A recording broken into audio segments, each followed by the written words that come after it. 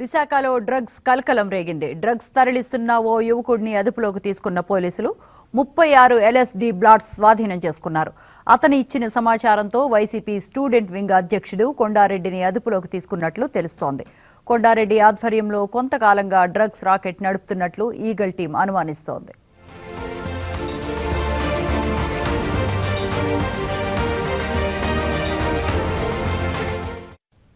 Right, ఇక ఇదే అంశానికి సంబంధించిన మరిన్ని అప్డేట్స్ మా విశాఖ సీనియర్ కరెస్పాండెంట్ ఈశ్వర్ అందిస్తారు. ఈశ్వర్,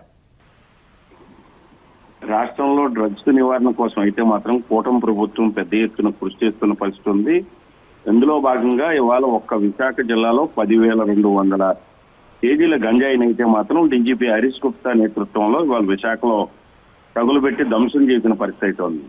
అయితే ఇదే నేపథ్యంలో విశాఖకు సంబంధించి వైసీపీ నాయకుల్లో ఒకరు ఏదైతే ఇవాళ డ్రగ్స్ తరలిస్తూ ఒక వ్యక్తిని అయితే మాత్రం పోలీసులు పట్టుకున్నారు.